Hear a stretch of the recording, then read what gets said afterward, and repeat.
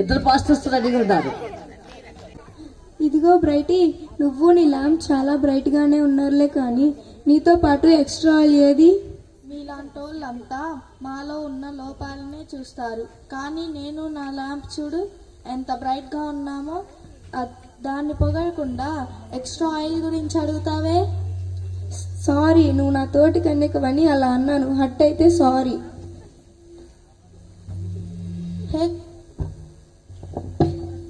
హే colourful, ఈ వందన ఏదో చెప్తుంది చూడు. నా వల్ల అయితే కాదు, నువ్వు విను. హహహా, ఇలాంటి వాళ్ళు చెప్పే దొరక్క ఈ వందనాకే దొరికావా? ఇలాంటి వాళ్ళు చెప్పేది ఒక చెవితో విని మరొక చెవితో వదిలేయడమే. హే కలర్ఫుల్, నువ్వు నీ ల్యాంప్ చాలా బ్రైట్ గానే ఉన్నారు, కానీ వందన చెప్పిన మాటలు అలా తీసి పారేయకు. హహహా, మీరంతా ఇంతే, మేమంతా చాలా ఇంటెలిజెంట్. ఇదిగో కలర్ఫుల్, మీరు చాలా ఇంటెలిజెంట్ అనుకుంటున్నారు, కానీ మీరు చాలా మూర్ఖులు. మీ ఆలోచనలో లోపం ఉందని మార్చుకోవడానికి ఇష్టపడని మూర్ఖులు మీరు. మీ పొరపాట్లని ఒప్పుకొని స్వనీతి పరులు మీరు. మిమ్మల్ని ఎంత మార్చాలన్నా మీరు మారరు, ఎందుకంటే మీరు ముందే డిసైడ్ అయ్యి వచ్చారు మా మాట వినకూడదని. ఇదిగో స్నేహితులారా, ఏంటి పెళ్లి కుమారుడు వచ్చే సమయం అయింది. ఎన్నాళ్ళకో ఇలా కలుసుకున్నాం. మనం నిందించుకోకుండా తిట్టుకోకుండా అందరం కలిసి యేసుక్రీస్తుతో విందు గృహంలో అక్కడ ఆనందంగా సంతోషంగా పాటలు పాడుదాం రండి. ఏంటి అప్పుడే అందరూ అలసిపోయారా? మనం పెళ్లి కుమారుణ్ణి ఎదుర్కోవడానికి వెళ్తున్నప్పుడు ఎక్కువగా సిద్ధపడడానికి తక్కువగా సిద్ధపడడానికి చాలా తేడా ఉంది. చూడండి, మేమేమో మాతో పాటు ఎక్స్ట్రా ఆయిల్ తెచ్చుకున్నాము, మీరేమో ఉన్నదాంతో సరిపెట్టుకుంటాం అంటున్నారు. సమయం ఉన్నప్పుడే ఉపయోగించుకోవడం మంచిది కదా. జెస్సీ, భవానీ, వందన చెప్పినట్లు ఎక్స్ట్రా ఆయిల్ తెచ్చుకుంటేమో మంచిదేమో అనిపిస్తుంది.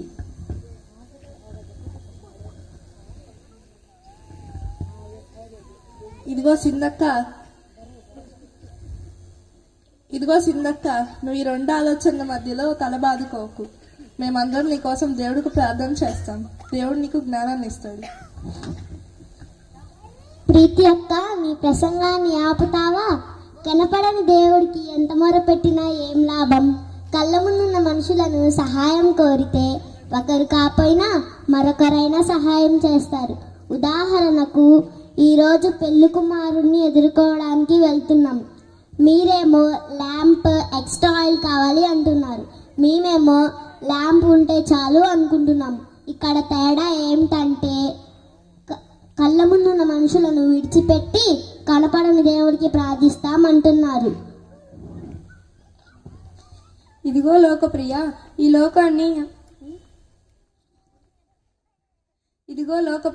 లోకాన్ని అంత అధికంగా ప్రేమించడం వల్ల నువ్వు అలా మాట్లాడుతున్నావు. ఎక్స్ట్రా ఆయిల్ తెచ్చుకోవాలన్నా మా సలహా మీకు నచ్చలేదు. సరే, ఎవరికి నచ్చినట్లు వాళ్ళు చేసుకుందాం. సర్లే, ఎవరి గొప్ప చూసుకుందాం రండి.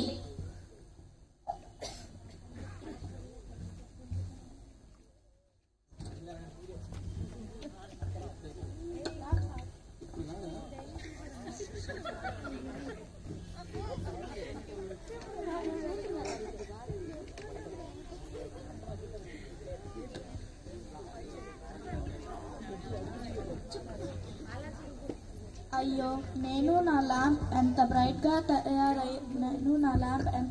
తయారయ్యున్నా లాభం లేదే.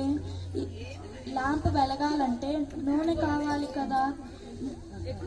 నూనె లేకపోతే విందు గృహంలోకి వెళ్ళలేము కదా. అయ్యో, నేను నా ల్యాంప్ని 7 రంగులతో అలంకరించాను, కానీ ఇప్పుడు ఎలగట్లేదే. వందన జెస్సీ చెప్పినట్టు ఎక్స్ట్రా ఆయిల్ తెచ్చుకొని ఉంటే బాగుండేది. అయ్యయ్యో, నేనెంత బుద్ధిహీనురాలని. అయ్యయ్యో, మీ సంగతి అలా ఉంచండి, నా పరిస్థితి మరీ ఘోరం. మధురమైన మాటలు పలుకుతూ అందరూ సమానమే, సర్దుకుపోదామని మధురమైన మాటలు పలికాను.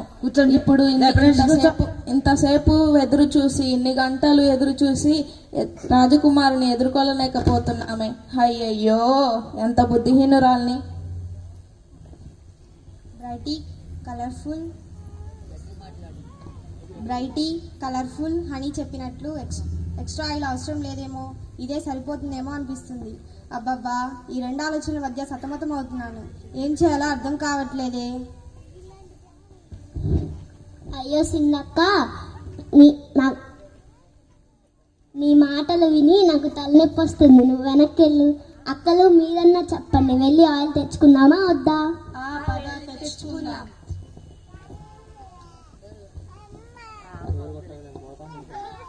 ఇదిగో లోకప్రియ, నేను మధురంగా మాట్లాడగల చౌదర్యం ఉన్నదాన్ని. మనమందరం నిందించుకోవడం, తిట్టుకోవడం లాంటివి చేయకూడదు. నేను మధురంగా మాట్లాడగల చౌదర్యం గలదాన్ని కాబట్టి నేను వాళ్ళ దగ్గరికి వెళ్ళి ఎక్స్ట్రా ఆయిల్ అడుగుతాను. వాళ్ళు ఇస్తారు. మన ల్యాంపులను వెలిగించుకుందాం.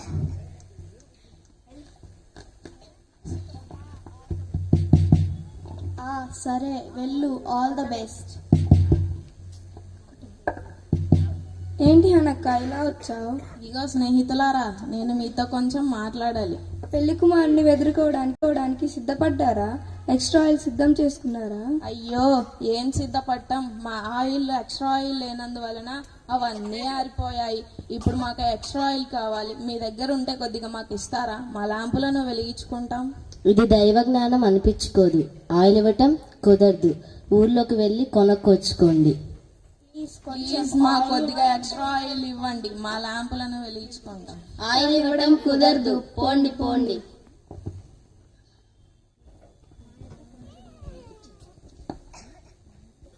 అయ్యో పాస్టర్ గారు, మీరేమో మాకు ఎక్స్ట్రా ఆయిల్ ఇవ్వలేదు. మా ల్యాంప్స్ ఇప్పుడు ఆరిపోయాయి. ఏం చేయాలి మేము ఇప్పుడు? ఇదిగో పాస్టర్ గారు, మీరు స్వస్థతలు, అద్భుతాలు అని మాకు ఎక్స్ట్రా ఆయిల్ ఇవ్వలేదు. మా ల్యాంపులన్నీ ఆరిపోయాయి. ఇప్పుడు మేము పెళ్లి కుమార్ని ఎదుర్కొనలేదు. ఇప్పుడు మా ల్యాంపుని వెలిగించుకోవడానికి మాకు ఎక్స్ట్రా ఆయిల్ ఇవ్వరా? అమ్మా, మీరేం కంగారు పడద్దు. మనకి ఇంకా చాలా సమయం ఉంది. ఇప్పుడు ఇస్తాగా ఎక్స్ట్రా ఆయిల్. ఇంకోటి ఏంటంటే, నేను కూడా మీతో ఉన్నాను కదా. పెళ్లి కుమారుడు తన వధు సంఘం కోసం ఏం చేస్తున్నాడో.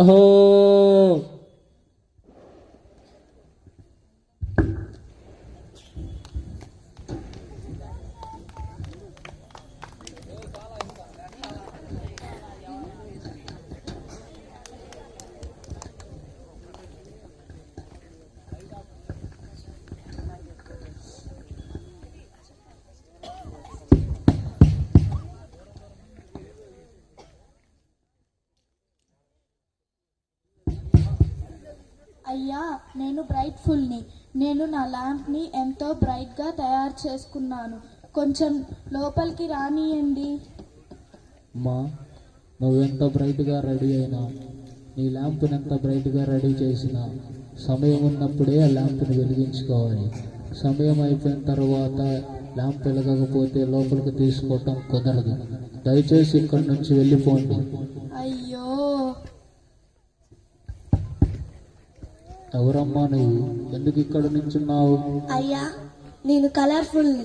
నా ల్యాంపుని నేను ఎంతో కలర్ఫుల్గా రెడీ చేశాను.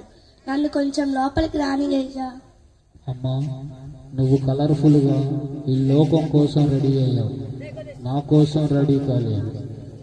నాకు కావాల్సింది ఎక్స్ట్రా ఆయిల్తో ఉన్న ల్యాంప్. ఇప్పుడు అది ఆరిపోయింది కాబట్టి నిన్ను లోపలికి తీసుకోవడం కుదరదు. దయచేసి ఇక్కడి నుంచి వెళ్ళిపోండి. అయ్యయ్యో, అయ్యా, కరుణామయుడా, ప్రేమామయుడా, దయామయుడా, నా మధురమైన మాటలతో నీకు పాటలు పాడి మధురంగా గౌరవించాం కదయ్యా. మమ్మల్ని కొద్దిగా లోనకి తీసుకో అయ్యా.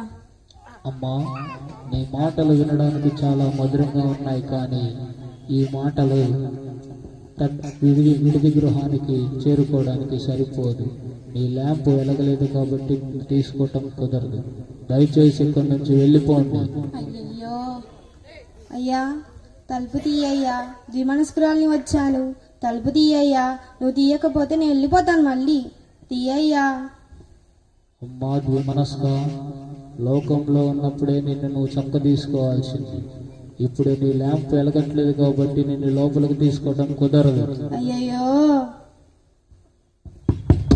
అయ్యా నేను లోకప్రియాన్ని, నేను ఈ లోకాన్ని ఎంతో ప్రేమించాను. ఇప్పుడు అర్థమైందయ్యా నువ్వే లోకమని. డోర్తి అయ్యా. అమ్మా లోకప్రియ, నువ్వు ఇప్పుడు నన్ను ప్రేమిస్తున్నావు. లోకంలో ఉన్నప్పుడు నన్నే ఎక్కువగా ప్రేమించాలి. అలాంటి సమయం లేనప్పుడు కుదరదు. నీ ఆయిల్ లేదు కాబట్టి నిన్ను కూడా లోపలికి తీసుకోవటం కుదరదు. దయచేసి ఇక్కడి నుంచి వెళ్ళిపోండి. అయ్యయ్యో.